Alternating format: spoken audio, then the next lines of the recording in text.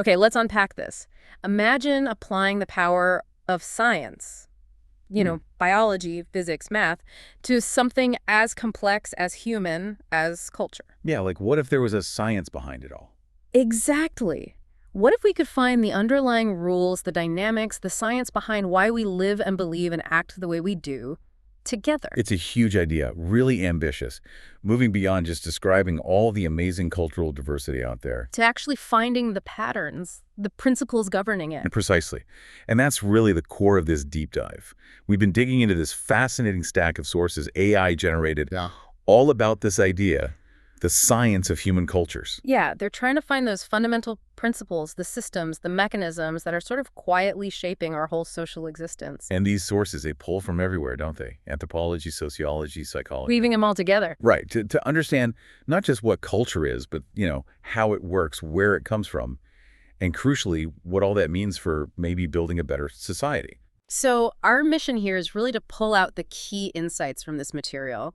We'll look at what the science even means, and we'll zero in on the core building block the sources keep mentioning, social norms. And connect culture back to our biology, our deep roots, and also the environment we live in. We'll see how those norms build up society structures, but, well, also how they create conflict, exclusion. It's a double-edged sword, often. Definitely. And then finally, we'll get to that part you asked about what the science might suggest about consciously, actively engineering a healthier culture, maybe even a more balanced relationship with the planet. Yeah, trying to apply the knowledge. Our goal is just to help you understand what this science of culture reveals about the world you live in and maybe its potential future. Let's jump in. Let's do it. So this whole idea, a science of all human cultures, it sounds almost impossible at first, right? A bit daunting, yeah. But the sources frame it not as some single new department, but more like a synthesis. Right, bringing different fields together, an interdisciplinary thing. And they really point to anthropology, sociology, psychology as being like absolutely central. Yeah, those are kind of the foundational lenses. Anthropology gives us that deep appreciation for just how diverse cultures are across time and space. Central context. Sociology gives us the tools to understand social structures, power dynamics. And psychology looks at the individual mind, how it shapes culture, but also how culture shapes it. And the big premise here, the sources really stress this, is that even though cultures look incredibly different on the surface, the underlying dynamics, how they emerge, how they change. Exactly. Those dynamics aren't just random. They seem to follow patterns you can actually analyze systematically. So it's moving from just describing which, the humanities are great at to explaining, getting at the why and the how. Right. And interestingly, the sources say this science even looks back at itself. Like, how does science and technology become part of culture? Very meta. Okay, but what is the core stuff, the substance of culture that these fields are trying to get at? Well, the sources are pretty clear. It's not just the behavior you see, like bowing or shaking hands. It's the shared system of meaning behind it. The meaning. Anthropology shows us the sheer variety of these meaning systems around the world. Sociology connects those systems to power how certain meanings get prioritized, Right. And psychology explores how we as individuals internalize all this, how it shapes us. So culture isn't just some static thing like an artifact in a museum. It's dynamic. It's this ongoing process of making meaning together. Exactly. And the sources define culture itself as this huge, learned, shared system, knowledge, language, values, customs, beliefs, behaviors, even objects, all passed down. And that word learned is crucial, isn't it? Absolutely. It's not in our genes. We learn it through social learning, watching, imitating from day one. It's the shared toolkit we need for our social world. And the sources argue this capacity for culture is what makes us humans so incredibly adaptable. It frees us from being just run by instinct. Yeah. It allows for creativity, flexibility. It's like a collective invention. Yeah. Provides the framework so individuals can make sense of the world, coordinate what they do. Yeah, it tells us who we are, how to act, what's important. I mean, without it, social life as we know it, impossible. Okay, so we have this big interdisciplinary effort trying to find patterns in how we collectively make meaning. Where do they start? Where's the bedrock? Well, the sources really seem to converge on one fundamental mechanism: social norms. Norms. Yes. Despite all the wild differences in cultures, what we eat, where, who we marry, the basic way culture works, the operating system, is through social norms. They're presented as this universal solution for living together in groups. The unwritten rules, you bump into them constantly, don't you? All the time. They're the shared, usually unwritten, rules and expectations about how people in a group should behave. The standards for what's acceptable. They give us predictability, order, that shared understanding we need. And the sources make a useful distinction between two main types. First, descriptive norms. That's like what you perceive people are actually doing. Exactly. Like, seems like everyone in my office leaves right at 5. Your perception of common behavior. Okay. And then there are injunctive norms. That's your perception of what's approved or disapproved of. More about the shoulds and shouldn'ts. Like, my parents really wouldn't approve if I did that. Right. And both types influence us. Yeah. Right. We want to fit in with what others do, Yeah. or we want to avoid disapproval, either from others or even from ourselves. So where do these norms even come from? The science aspect must dig into that. Oh, yeah. The sources trace the evolutionary origins. They argue norms aren't just random agreements. They have deep roots because they were effective ways to solve fundamental social problems way back when. Like coordinating. The classic example is driving on one side of the road, right? Exactly. It doesn't really matter which side, just that everyone agrees. Game theory models show how these conventions emerge as stable solutions just from people interacting. So they pop up from trial and error, people figuring out what works for cooperation, resource sharing. Pretty much. They become these stable strategies or equilibria. The sources even call them a fundamental technology of social life, like tools or language. Just as critical. Wow. Okay, so they emerge, but they don't just stay fixed, do they? They change. No, they have a life cycle. The sources talk about emergence, often pushed by what they call norm entrepreneurs. People advocating for a new standard. There's individuals or groups saying, hey, we should do things this way instead. Then, if it gains traction, you get the cascade phase. Where it spreads rapidly. Often driven by social influence, key people adopting it. Yeah. Once it hits a kind of tipping point. And then eventually. Internalization. The norm becomes so ingrained, so taken for granted, you don't even question it. It's just how things are done. Compliance is almost automatic. Why do people follow them, though? Is it just fear of punishment? That's part of it. Mm-hmm. The sources call that the logic of consequences, a cost-benefit calculation. Rewards for following, sanctions for breaking. But there's also the logic of appropriateness. Yeah. This is different. You follow the norm because it feels legitimate. It aligns with your identity, your values. You're asking yourself, what kind of person am I? What does someone like me do in this situation? Exactly. That internal motivation, that sense of this is the right way to behave, is incredibly powerful. And you can actually analyze these systems formally. The sources mentioned logic. Yeah, things like deonic logic, mapping out obligations, permissions, prohibitions, trying to model the structure of these rule systems. And math. You can model how they spread. You can. The sources discuss mathematical modeling of norm dynamics. Even simple models, like logistic growth, can show that S-curve pattern of adoption, slow start, rapid spread, then leveling off. But also more complex stuff. Oh, yeah. Agent-based models simulating individual behaviors in a network. Evolutionary game theory, looking at strategies over time. Models incorporating things like cognitive dissonance or reactance. Reactance, like pushing back when you feel forced. Exactly. People don't always just passively accept norms. These models show cultural change isn't just some unknowable mystery. It has patterns, dynamics you can study. It's kind of mind-blowing to think these invisible rules are shaping your everyday actions, your interactions, often without you even realizing it, and that scientists are trying to map how it all works. Right. Okay, so let's shift focus a bit. No. Culture isn't just this abstract layer of rules floating around. It's grounded. It's tied to our biology and our environment. Okay, how does that work? Gene-culture coevolution. Yes, or dual inheritance theory. It's basically a feedback loop.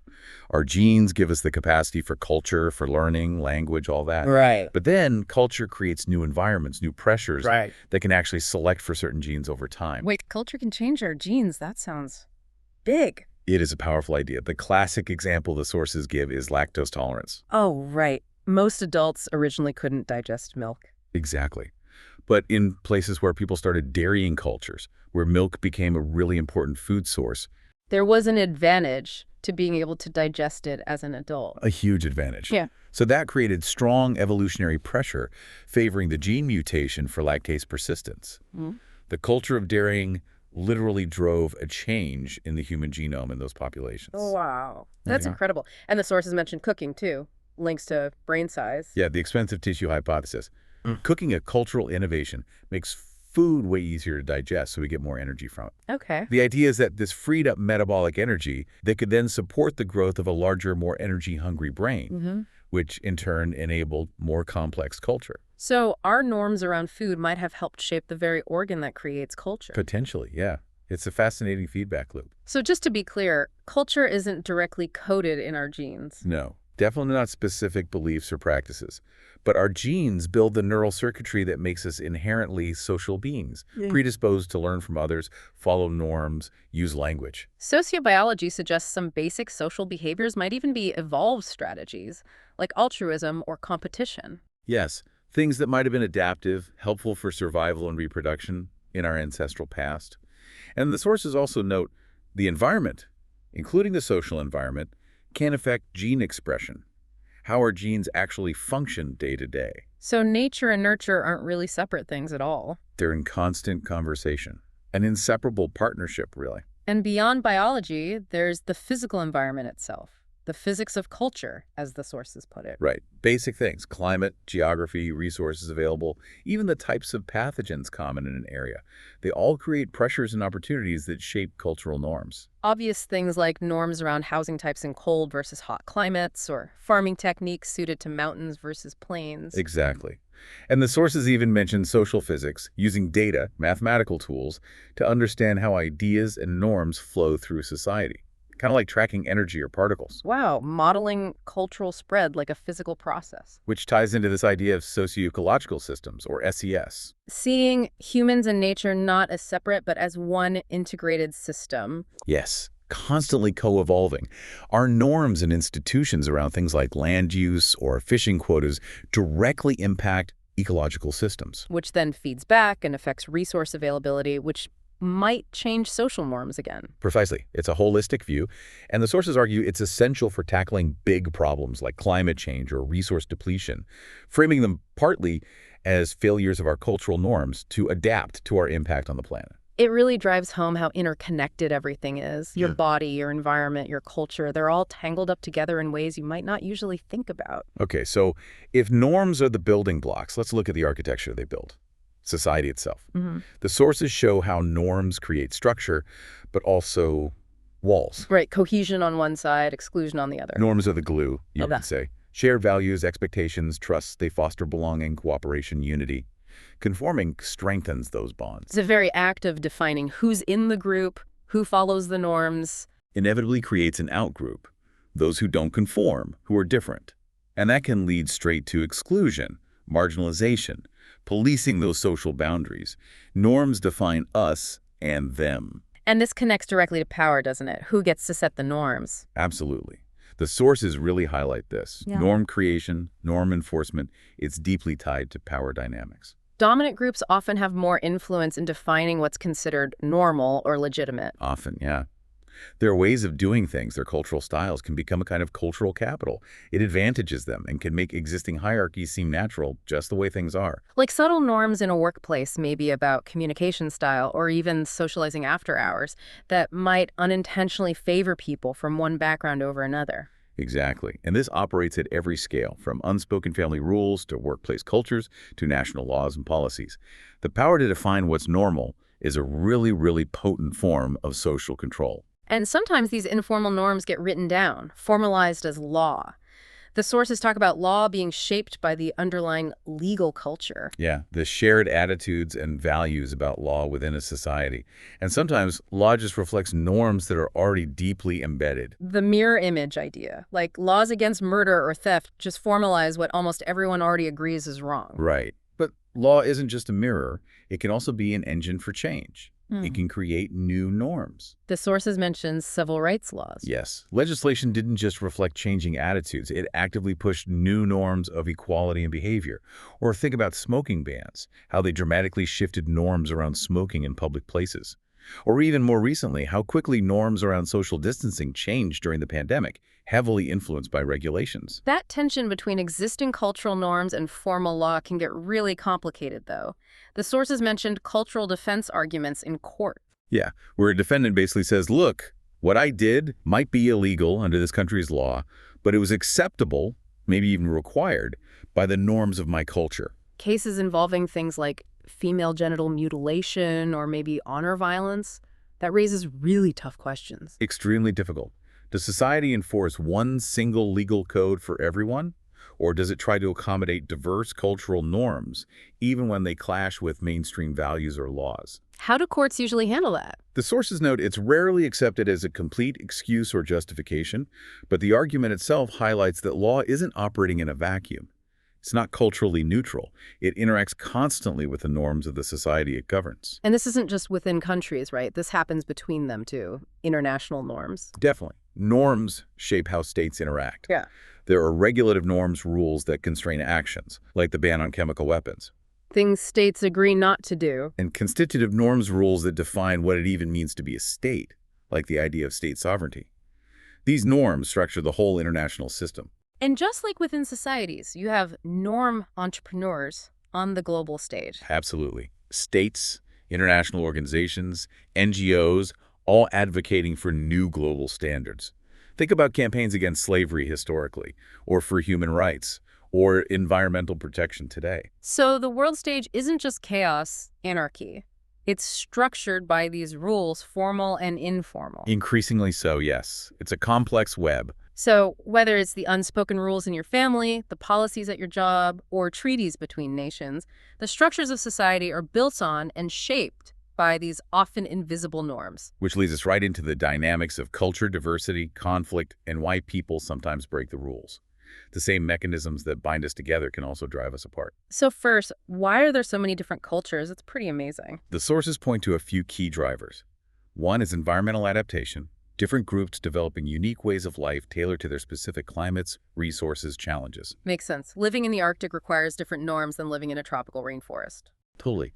Then there's historical particularism, the idea that every society has its own unique journey, its own history that shapes its culture, plus political and social factors. Like migration mixing groups, or colonialism imposing or suppressing cultures. Exactly. All these things generate and shape cultural diversity over time. But this diversity, when combined with, well, human psychology, that can lead to friction, right? It certainly can. Yeah. The sources talk about ethnocentrism, that tendency we all have to some degree to see the world through our own cultural lens. And judge others based on our norms. Our way feels right, theirs feels strange or wrong. Pretty much. It's a very common bias. Mm-hmm. And social identity theory is also key here. How we derive self-esteem from belonging to groups. Yes, and that leads us to favor our own group, the in-group, and sometimes view out-groups less favorably. Even if the groups are based on something totally minimal or arbitrary, it's a powerful psychological driver of bias. And these biases, that they can escalate into real conflict? Tragically, yes. The sources look analytically at the factors that increase the risk of major ethnic conflict, even genocide. They point to things like political instability, creating fear and insecurity. Exclusionary ideologies that paint a target group as a threat, maybe drawing on historical grievances. Dangerous speech, especially from leaders, that dehumanizes the target group and makes violence seem acceptable or necessary. And the actual organization required, like forming special militias or armed groups? It's incredibly grim, but the point of the science is to understand the mechanisms and risk factors, to move beyond seeing such events as just inexplicable evil and instead identify the contributing social, political, and psychological dynamics. Shifting to the individual level, why do people break rules? Deviance. That's another key dynamic. Complex, of course. Individual factors can play a role, things like impulsivity, maybe low self-control. Developmental factors, too, like inconsistent discipline growing up, or trauma, or peer pressure, especially during adolescence. But it's not just individual psychology, is it? Sociology has theories, too. Right. Some theories actually flip the question. Like social control theory asks, why don't most people break the rules most of the time? And the answer is? The strength of their bonds to society, attachment to others, commitment to conventional goals, involvement in legitimate activities, and a belief in the moral validity of the norms themselves. Weak bonds make deviance more likely. Interesting. What else? Conflict theory might see some deviance as a rational, maybe even political response to perceived inequality or injustice. A form of resistance. Potentially. And labeling theory focuses on the social reaction. Being publicly labeled as a deviant can actually lead someone to internalize that identity and act accordingly. The label itself shapes future behavior. The sources also mentioned an evolutionary take on aggression. Yeah, evolutionary psychology sometimes views aggression not just as a negative thing, but as a strategy that could have been adaptive in ancestral environments. Adaptive for what? Solving certain problems, maybe competing for scarce resources, defending oneself or kin, establishing dominance or status, deterring rivals. They often note it's context dependent. And there might be some average sex differences, male aggression more linked to status competition, or mate guarding, perhaps. But the crucial point is that culture heavily regulates the expression of aggression. So our biology might give us the capacity, but culture shapes when, where, and how it's expressed. Massively. Rates of violence vary hugely across cultures, which shows how powerful norms are in either suppressing or channeling aggressive impulses. Understanding all these forces, the drivers of diversity, the psychology of group conflict, why people break rules, the roots of aggression, it really does give you a different lens for making sense of the conflicts and behaviors you see playing out in the world around you. Absolutely. Which brings us, finally, to the more prescriptive part. Moving from just analyzing what is to thinking about what ought to be, you asked specifically about potential improvements based on this science. Right. If we understand the mechanisms, can we use that knowledge constructively? And that seems to start with the moral core of culture, ethics, justice, beliefs. Exactly. Moral norms are a really important kind of social norm, dealing with right and wrong, often related to harm and fairness. They're vital for social life. But this is where it gets tricky, isn't it? That tension the sources mention. Cultural relativism versus universalism. It's a huge challenge. Relativism says moral standards are only valid within a specific cultural context. Universalism argues for objective moral truths that apply everywhere. And that's the core of debates about human rights, right? Can we judge or intervene in practices that are accepted within one culture's norms if they seem to violate some universal principle? It's a constant source of debate and tension in international relations and ethics. The sources then brought up moral foundations theory. What's the gist of that? It's a really interesting psychological theory trying to explain the origins and variation in human moral reasoning.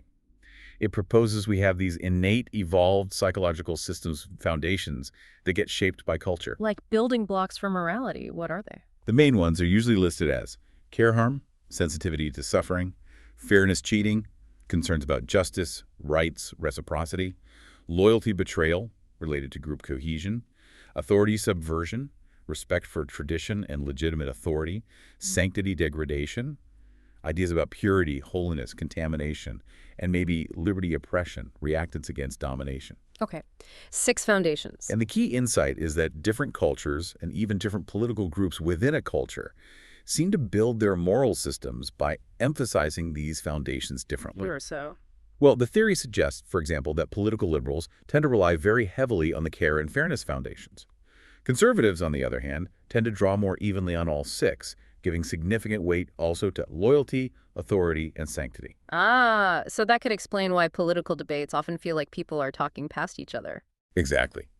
They might be operating with different moral chaste receptors, prioritizing different fundamental values when evaluating the same issue. Debates about immigration or national identity might tap into loyalty, while debates about social safety nets might focus more on care and fairness. It's not just disagreeing on facts, but on what feels fundamentally right or wrong.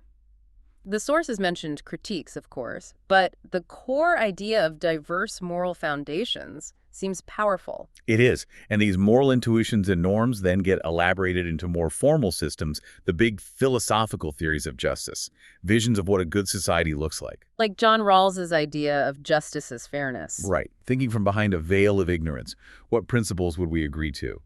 He emphasizes equal basic liberties and arranging inequalities so they benefit the least well-off, very focused on care and fairness. Contrasted with, say, libertarianism, like Nozick. Which prioritizes individual rights, minimal government interference, based strongly on the Liberty Foundation. Then there's utilitarianism, greatest good for the greatest number. A very consequentialist approach. And communitarianism, emphasizing the importance of community, shared values, the common good, which links more to loyalty and authority, perhaps. These are competing blueprints for society. And your own political views, your sense of justice, are probably rooted somewhere in these kinds of fundamental ideas, even if you haven't explicitly thought about them that way. Likely, yes. And the sources make a sobering point. Any attempt to design a better society has to grapple with what they call the problem of evil, Meaning? meaning the persistent reality of cruelty, exploitation, violence, even genocide. How does your ideal system account for and deal with the human capacity for causing harm? You can't just assume everyone will be good. No. A healthy or functional culture, the sources imply, needs to be realistic about this potential dark side. It needs robust systems to prevent harm, manage conflict, and provide accountability when things go wrong. Okay, so with that ethical grounding, let's get practical. How can this science actually help engineer a better society, addressing well-being, justice, maybe even our environmental mess? This is where the sources really try to offer actionable frameworks, drawing on the science. They talk about principles for a psychologically healthy society. Like PERMA. Yeah, Seligman's model, fostering positive emotion, engagement flow, positive relationships, meaning, and accomplishment. And also relational cultural theory, which stresses that we grow and thrive through healthy connections with others. A good culture supports these. And from sociology. Principles like ensuring society meets people's basic needs, functionalism, actively addressing systemic inequalities that cause conflict theory, and working towards clear shared meanings and understandings, symbolic interactionism. What about governing ourselves, especially in diverse societies? How do we choose leaders well? The sources point to models like deliberative democracy. That's not just about voting, is it? No, it emphasizes the quality of public discussion before decisions are made. Reason-giving, mutual respect, trying to persuade rather than just exert power. It aims for more legitimate and thoughtful outcomes, requires civic engagement, trust. And good governance, generally. Universal principles like the rule of law, transparency, accountability, participation. Plus, in our globalized world, leaders need cross-cultural intelligence understanding and adapting to different cultural norms, maybe using frameworks like Hofstede or G-Loeb to understand variations. The Asian values debate mentioned in the sources seems relevant here. Yes, that highlights the real-world tension between prioritizing collective harmony and order versus individual rights and liberal democracy. There's no single right answer globally. Leaders need to navigate these differences. And for global challenges? Cosmopolitanism becomes important. The idea that we're all citizens of the world, with obligations beyond our borders. It argues for strengthening global institutions to tackle shared problems cooperatively. Okay, how about building cohesion and justice within diverse societies? Strategies like strong anti-discrimination laws, multicultural policies that value diversity, and the contact hypothesis. The idea that positive contact between different groups can reduce prejudice. Yes, under the right conditions. Equal status between the groups, common goals they work towards together, cooperation, and support from authorities. It's a well-researched psychological principle. And restorative justice came up too. How does that work again? It's an alternative to purely punitive justice. Instead of just focusing on punishment, it asks, who was harmed? What do they need? Whose obligation is it to meet those needs? So it brings the victim, the offender, and maybe community members together? Ideally, yes. To understand the impact of the harm, figure out how to repair it as much as possible, and reintegrate both victim and offender into the community. It focuses on healing relationships and addressing the root causes. And for bigger conflicts. Approaches like nonviolent conflict transformation, trying to get at the underlying issues: inequality, injustice, historical grievances, to build a lasting, positive peace, not just the absence of violence. And a huge piece of this better future puzzle is our relationship with the planet, sustainability. Absolutely crucial. The sources stress moving beyond economic models fixated purely on growth. They mention sustainable development's 3 pillars: environment, economy, social well-being needing to be in balance. And ecological economics. Which sees the economy as just one part of the larger ecosystem, not separate from it. It argues we need to prioritize the planet's health, long-term sustainability, and fairness over just endless GDP growth. Which leads to practical models like the circular economy. Yes. A really fundamental shift away from the linear take-make-dispose model that dominates now. To something regenerative. Exactly. Designing products to last, to be repaired, reused, refurbished, recycled. Keeping materials in circulation, eliminating waste, regenerating natural systems. That sounds like a massive change in how we live and consume. It is. It requires a deep shift in our cultural norms, away from disposability and constant novelty, towards stewardship, durability, sharing. Okay, this all sounds great, but how do you actually make these kinds of big norm changes happen? It seems incredibly difficult. Well, the sources argue it doesn't have to be random guesswork. We can use scientific insights. They highlight network theory and social marketing, Or the social norms approach. Network theory, like understanding how ideas spread through social connections. Precisely. Culture spreads through networks. If you can map those networks and identify influential people or hubs, you can target interventions more effectively. New norms might cascade faster if key influencers adopt them. Okay, and the social norms approach. You mentioned pluralistic ignorance. Right. That's the situation where most people in a group privately disagree with a certain norm or behavior, but they think most other people accept it, so they go along with it publicly. Like the college drinking example, maybe lots of students don't actually want to binge drink, but they think everyone else does. Exactly. It creates a false norm. So the approach starts with careful diagnosis. Measure the actual behaviors and beliefs. Most students drink moderately or not at all, versus the perceived norm. Everyone thinks heavy drinking is common and expected. Find the gap. Find the gap. Then, the intervention is usually a communication campaign that simply reveals the true, often healthier norm. Not telling people what they should do, but what their peers actually do. Correct. It's descriptive, not prescriptive. Did you know most students on this campus have 4 drinks or fewer when they party? That kind of message. How does that work psychologically? It creates cognitive dissonance for those whose behavior, heavy drinking, is based on the misperception. It corrects the misperception, showing them they're actually in the minority. It also empowers the silent majority who are conforming to a norm they didn't really believe in. It removes the social pressure or justification. Exactly. And it's been shown to be effective in various public health areas, drinking, smoking, even things like environmental behaviors, or promoting civic engagement. It offers a data-driven, ethical way to help guide cultural evolution. Wow. Okay. So we've really covered a lot of ground here. We've taken this deep dive into the sources on the science of human culture. Yeah, from what culture even is and how different fields look at it. Through that fundamental building block of social norms. Its roots deep in our biology and environment. How norms build society but also cause conflict. And finally, how understanding all this might actually give us tools to build something better. And the core insight, really woven through everything, seems to be about social norms. They're the key mechanism, the analyzable link between our biology, our minds, our environment, our social structures, our conflicts, our values. The invisible operating system. Kind of, yeah. Running on our biological hardware, shaped by the environment, structuring society. But the key takeaway isn't that we're just puppets of these norms, right? The science doesn't trap us. No, quite the opposite, I think. Understand the dynamics, the mechanisms, that's empowering. It gives us potential agency. It suggests we can consciously think about guiding cultural evolution, moving towards healthier, more equitable, more sustainable ways of living together. So creating that healthy, prosperous society, living in balance with the planet, it's like the ultimate engineering project. You could see it that way, a social and ecological engineering project. And according to these sources, success hinges on understanding and maybe even having the power to change those invisible rules, the norms that shape our collective reality. So the final thought for you listening is, what part might you play in that? This is DigitView.